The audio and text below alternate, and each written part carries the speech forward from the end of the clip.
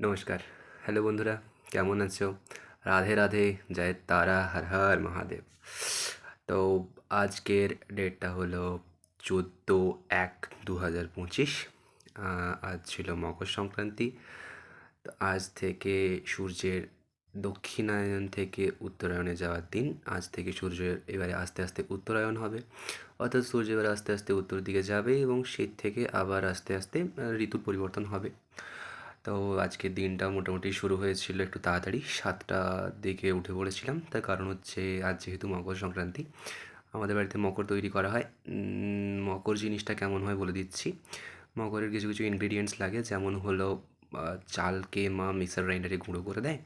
তারপরে চালগুলো আগে থেকে ভিজিয়ে রাখা হয়, তারপরে গুঁড়ো করে সেই গুঁড়োর সাথে গুড় এবং দুধ, স্নান করে দুধ নিয়ে এসে এই গোয়ালার কাছ থেকে আমাদের প্রতিদিন দুধ নেওয়া হয় আমার খাওয়ার জন্যে। সেই গোয়ালার কাছ থেকে গিয়ে গরুর জল মেশানো দুধ নিয়ে এসলাম, যেহেতু এখানে দুধ পাওয়া যায় না বিনা জলের। আমাদের গ্রামে কিন্তু বিনা জলের দুধ পাওয়া যায় ঠাকুরের দুধ বললে, কিন্তু এখানে এরা দেয় না। তো প্যাকেট দুধ যখন এখনও বাবার পছন্দ নয় প্যাকেট দুধ ইউজ করা, তো তার জন্যে প্যাকেট দুধ ইউজ হয় না, আমাদের এই গরুর দুধই ইউজ হয়। যেহেতু বাবা বলেন বা দাদুও বলতেন দ্রব্য মূল্যেন শুদ্ধতে, অর্থাৎ টাকা দিয়ে জিনিস কিনলে জিনিসটা অনেকটা শুদ্ধ হয়। উনি ওনার ব্যবসার ক্ষেত্রে জল মেশাচ্ছেন, কিন্তু আমরা তো শুদ্ধ মনে নিয়ে আসছি, তাহলে এটাতে অশুদ্ধির খুব একটা তেমন বেশি কারণ নেই। তো এই কথা শুনে আমিও নিয়ে আসি দুধ। তো দুধ নিয়ে আসলাম, তারপরে কিছু ফল আগের থেকে কেটে রেখেছিল বাবা মা। ফল আর মটরশুঁটি এবং দুধ, গুড় আর চাল গুঁড়ি দিয়ে মকর তৈরি করা হলো, আমাদের বাড়িতে ঠাকুরকে নিবেদন করা হলো এবং বাবা দুটো টিফিন গাড়িতে ভর্তি করে নিয়ে গেল মন্দিরে। তার তার কারণ লোকরা মন্দিরে আসেন এবং মকর নিয়ে যান।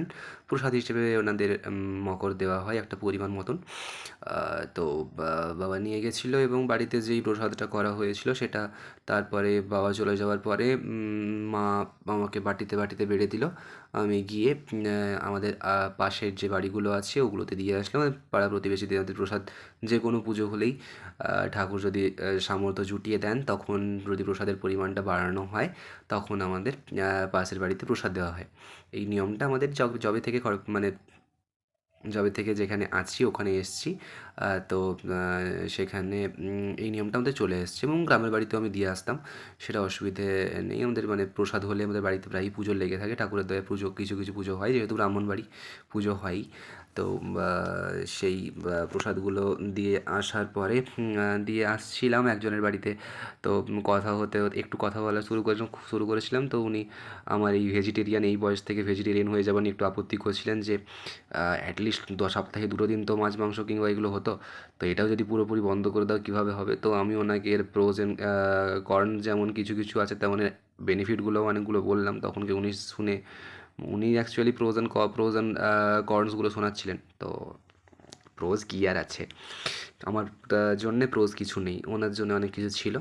তো সেগুলোকে তেমন একটা যথেষ্ট সম্মানের সঙ্গেই সেগুলোকে উড়িয়ে দিয়ে নিজের কিছু বেসিক স্ট্যান্ড পয়েন্টস যেগুলো আছে সেগুলো ওনার আগের দিকে রাখতে উনি আর তার ওপরে মত পরিবর্তন করতে পারেননি। তো উনি বললেন, ঠিক আছে, নিজের ডিসিশন যখন নিয়েছো, তোমার এই ভাবনাটার জন্যে আমি তোমার ওপরে গর্বিত। নিজেরও শুনে ভালো লাগলো। তো এমনভাবে বাড়ি এসে নিজেও একটু, আমার মকর খেতে দারুণ লাগে, সিরিয়াসলি দারুণ লাগে। তো 2 বাটি মকর মকর খেয়ে নিয়ে তারপরে পড়তে বসেছিলাম। পড়তে বসেছিলাম, কাল যেহেতু পরীক্ষা, রাত পেরোলেই পরীক্ষা, সারা রাত্রি তো ঘুমানো হবে না। ওই 5:30টার দিকে মতন শুতে হবে, আবার 6:10-এর দিকে উঠে পড়তে হবে, তার কারণ স্নান করে 7টার দিকে বাস ধরতে হবে গিয়ে এখান থেকে। তার কারণ কলেজে পরীক্ষা 8:30 থেকে। ইয়েস, আমি 5th সেমে পড়ি আর আমাদের পরীক্ষা 8:30 থেকে। কলেজ লাইফ সাকস, জাস্ট এইখানে, আর কোথাও নয়। তো আর কোথাও আছে ফেক ফ্রেন্ডস, সেসব কথা বাদ, লেট লেট দেম গো। তো তেমন করে হলো, পড়তে বসেছিলাম। কালকে তোমাদের সাথে শেয়ার করেছিলাম আমার আগের ব্লগে, অর্থাৎ 13 তারিখের ব্লগটাতে, যে বাবার একটা শ্রাদ্ধ বাড়ি পড়েছিল। তো সেখানে জিনিসপত্রগুলো নিয়ে আসা হয়েছিল, যে জিনিসগুলো পাওয়া গেছিলো শ্রাদ্ধে, সেগুলো ছাদে আমি আর মা করে গিয়ে ছাদে রোদে দিলাম। তারপরে রোদ থেকে। তারপরে আমি এসে পড়তে বসেছিলাম, পড়ছিলাম। কিছু কিছু বন্ধুদের সাথে ফোন করে করে আলোচনা হচ্ছিল, ওরা নিজেদের কিছু উত্তর বলছিল, আমি নিজেদের কিছু উত্তর বলছিলাম। এই করে নিজেরা মোটামুটি একটা উত্তরের যে এক্সট্রা কিছু পয়েন্ট, উত্তরের এক্সট্রা কিছু পয়েন্ট যদি তৈরি করতে পারা যায় সেটা চেষ্টা করছিলাম। তো সেটা করতে করতে হয়ে গেল দুপুর 2:30 মতন বেজে গেছিলো। মা বললো খেয়ে নে। দিয়ে খেয়ে নিয়ে শুয়ে পড়েছিলাম আবার, যেহেতু রাত জাগতে হবে। তো ঘুম থেকে উঠে একটু পড়তে বসেছিলাম, তারপরে ঠাকুর শয়ন দিলাম। ঠাকুর শয়ন দেওয়ার পরে আজকেও বাড়িতে পৌষ পার্বণ, পিঠে তো হবেই। তো পিঠে অনেকগুলোই হয়েছিল, কিন্তু পেটটা একটু খারাপ টাইপের, এবং রাত্রি জাগবো, কাল পরীক্ষা আছে, কলেজে বাথরুম নেই, বাজে অবস্থা খুব। তো সেই জন্যে রিস্ক না নিয়ে আমি মাকে বললাম একটু রুটি করে দাও আমার জন্যে, আমি পরোটা পিঠে খাবো না। তো মাও শুনে বললো যে হ্যাঁ ঠিকই আছে। তারপর সন্ধ্যাবেলায় পড়তে বসেছিলাম। পড়ে কিছু কোয়েশ্চেন্স খুঁজে ইউটিউবে ভিডিও দেখে লাস্ট মিনিট হিসেবে, তারপরে গিয়ে খাবার খেয়ে চাবি লাগিয়ে মশারি খাটিয়ে ফেস ওয়াশ করে একটু চাঁদ দেখে, যেহেতু পূর্ণিমা কাল গেছে, পূর্ণিমার পরে চাঁদটা খুব সুন্দর ছিল। তো থাকার পরে এখন চলে এসেছি এখানে, বসে এই ভিডিওটা বানালাম। 10-15 মিনিট কি 20 মিনিট লাগবে এডিট করতে, জাস্ট ইনশটে গিয়ে পরপর ভিডিওর যে স্লাইডগুলো পরপর রেখে দেবো, ও অটোমেটিক মার্জ হয়ে যাবে। তারপরে এক্সপোর্ট করার পরে গিয়ে ইউটিউবে পোস্ট করতে হবে। তো এরমই ছিল আজকের দিন, আর তেমন কিছু করিনি। পড়তে বসেছিলাম, হ্যাঁ পড়েছি আজকে। বাই দ্য ওয়ে আমার স্ক্রিন টাইম আজকে 11 ঘন্টা গেছিলো। আই ডোন্ট নো আমি ফোনে আজ কী করেছি। 11 ঘন্টা আমার স্ক্রিন টাইম আছে আজকে, আমি ভিডিও রেকর্ড করার আগে দেখলাম। তো এরকম করেই গেছিলো দিনটা, আর তেমন কিছু করা হয়নি আজ। আজ দোকান যাইনি। সকালেই দুধ আনতে যাওয়ার সময় এক প্যাকেট দুধ নিয়ে চলে এসেছিলাম, তার জন্য আর সন্ধ্যাবেলা যেতে হয়নি আজকে। এমনই ছিল আজকের দিন, আর এক্সট্রা তেমন কিছু নেই। কোনো থটস থাকলে, কোনো কোয়েশ্চেন্স থাকলে, কোনো কোয়ারিজ থাকলে অফকোর্স কমেন্টে জানিও। জানি কেউ দেখবে না স্টিল, যদি কেউ কমেন্ট করে, আজ নয় 5 বছর পরে তো করতেই পারে। It's a video journal of mind. আমি নিজের ইমপ্রুভমেন্ট বা স্পিকিং স্কিলসে যদি কোনো ইমপ্রুভমেন্ট আসছে, সেটা কি আসছে, কিংবা যদি কোনো ডিক্রিজ আসছে কিশোর মধ্যে, তাহলে সেটা কোথায় আসছে, সেগুলো দেখার জন্যেই এই ভিডিও জার্নাল টাইপের একটা পোস্ট করছি। যেহেতু ফোনে তত জায়গা নেই, ইউটিউবে প্রচুর জায়গা আছে, ইউটিউবেই পোস্ট করে রাখছি। তাই হয়তো আমার ইচ্ছে হয় যে তোমাদের সাথে শেয়ার করব ছোটো ছোটো শর্ট ক্লিপস, কিন্তু হয়ে ওঠে না সত্যি বলতে। হয়তো আমার টাইম নেই কথাটা বলা ভুল হবে, কারণ টাইম তো আছে, তবে আমার মনে হচ্ছে